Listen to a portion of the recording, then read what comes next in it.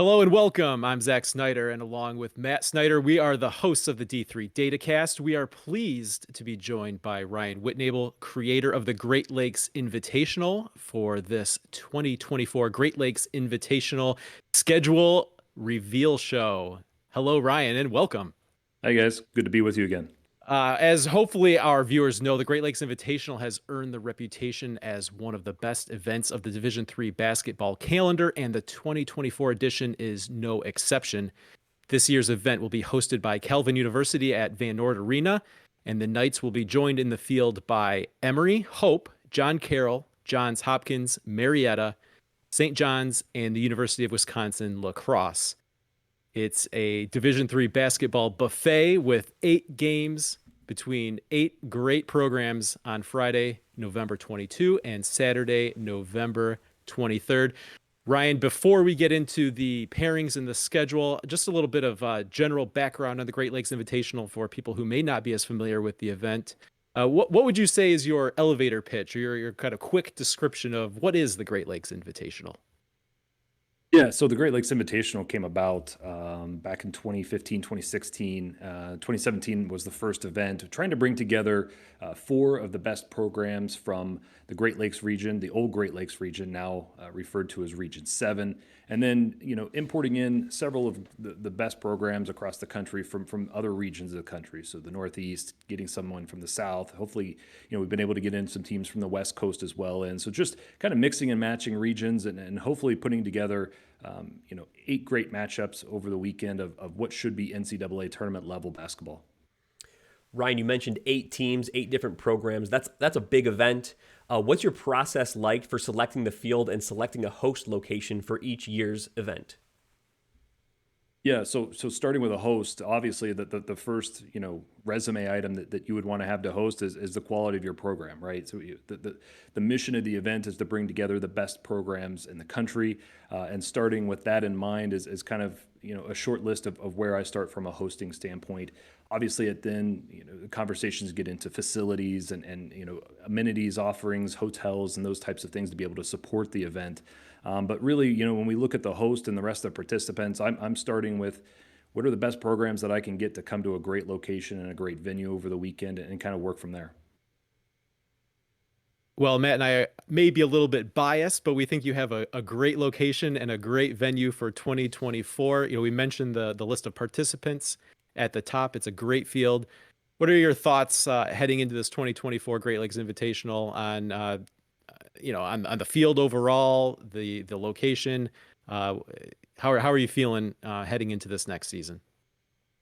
Yeah, I'm really excited about this event. I think it has the potential when you look at it on paper, and we're obviously going to dive into the matchups here in a minute. But on paper, this is 8 really great programs. I think this is a really balanced field. We're talking about the host and the location.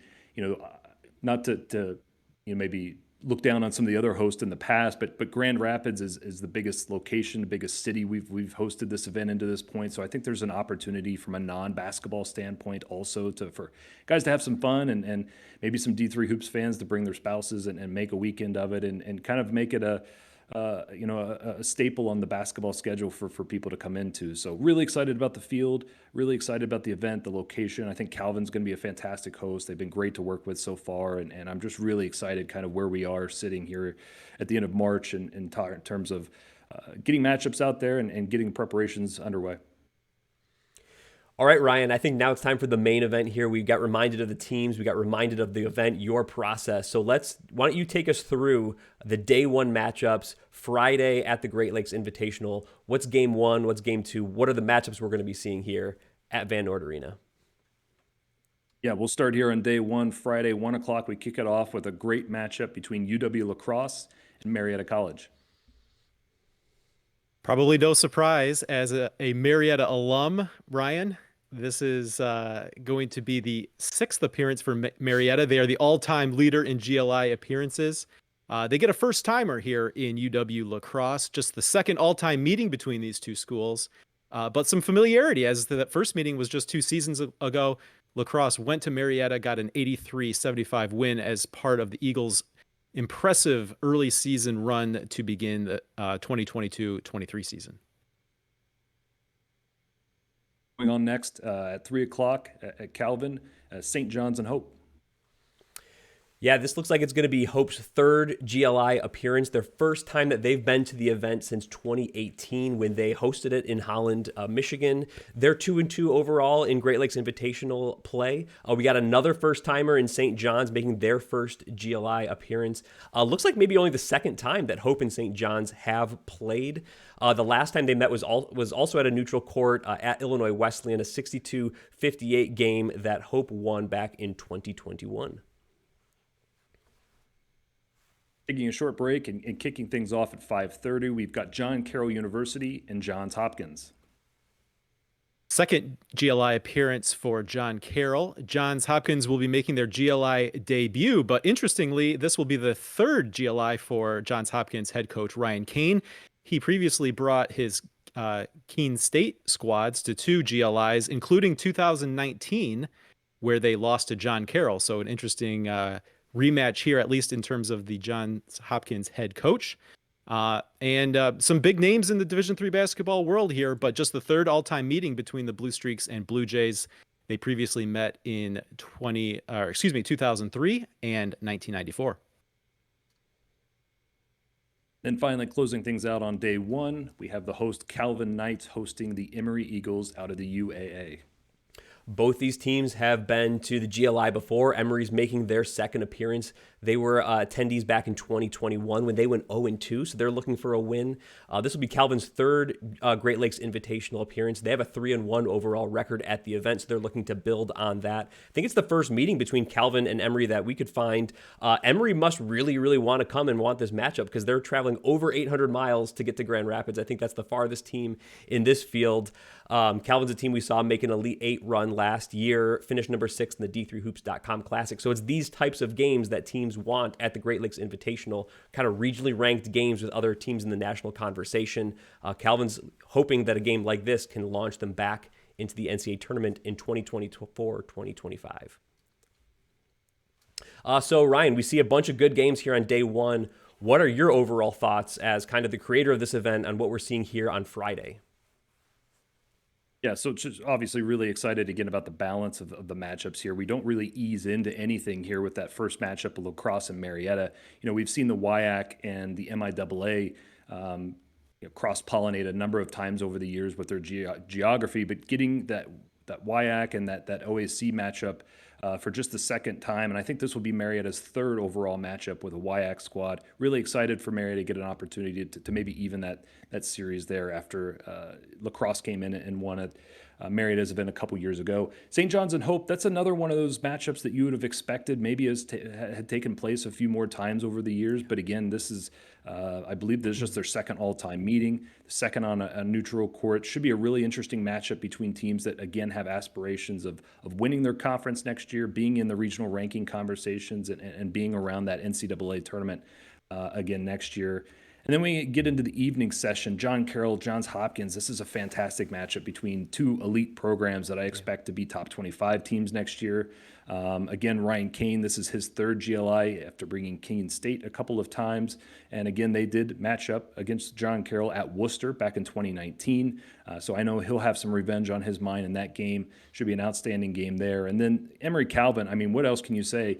Both teams bring back a wealth of talent from teams that were really good and outstanding this year. This should be, easily a top 15, top 20 matchup, I think, coming into the preseason, and one of the real highlights, I think, of the entire event. Yeah, a lot of great games there on day one. Let's take a look at what is in store with the day two matchups, Ryan.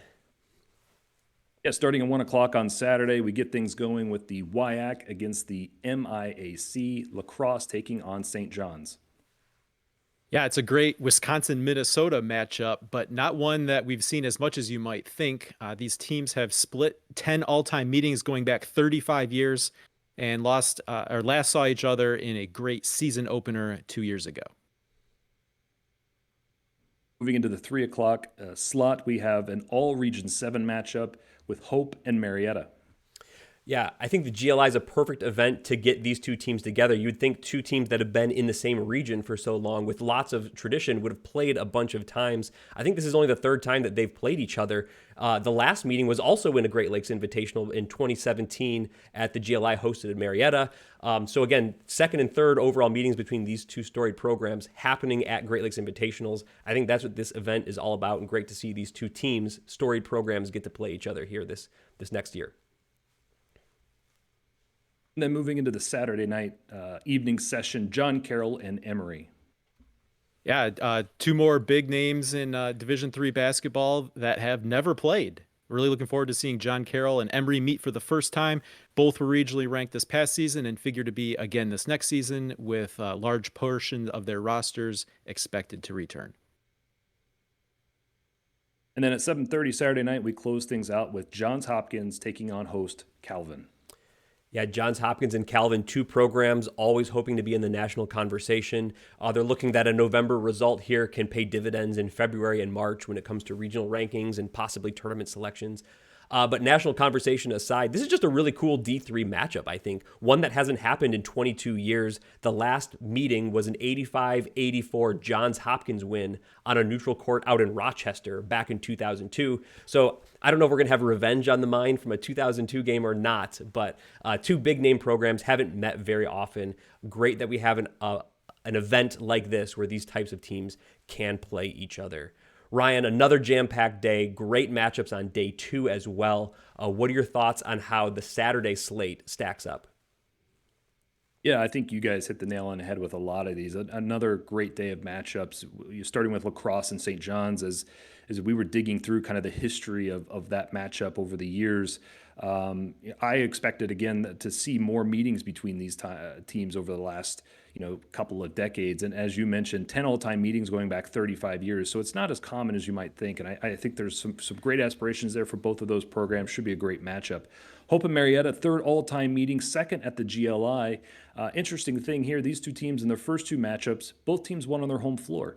Hope won, I think, back in the 2014-2015 during a Christmas event at DeVos, and then Marietta got them at the GLI a couple of years later. So the third matchup, only natural that they meet on a neutral court.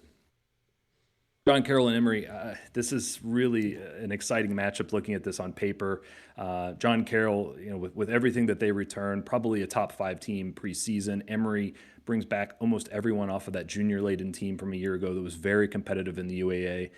I certainly think Emory has some real aspirations to be, in the national conversation, national tournament, national championship conversation next year. So just a great early barometer on both of those programs, playing teams that have similar aspirations in mind. And then finishing things off with Johns Hopkins and Calvin, as you mentioned, last meeting was back in 2002. Two blue blood programs of Division III. Again, I think there's just a fantastic matchup that kind of speaks to the mission of this event, getting two teams that we normally would not see paired together, especially in November, together on a great facility and a great venue, and it should be a great way to close out the event.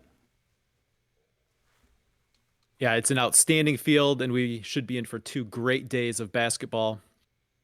For fans tuning in, there are two main ways to stay tuned for more information and for additional details as the event approaches and more of those details get finalized. The first is on our website, d3datacast.com. We have a GLI page set up at d3datacast.com/GLI. Or if you're more the social media type, you can check out a new X, formerly Twitter account at Great Lakes INVT.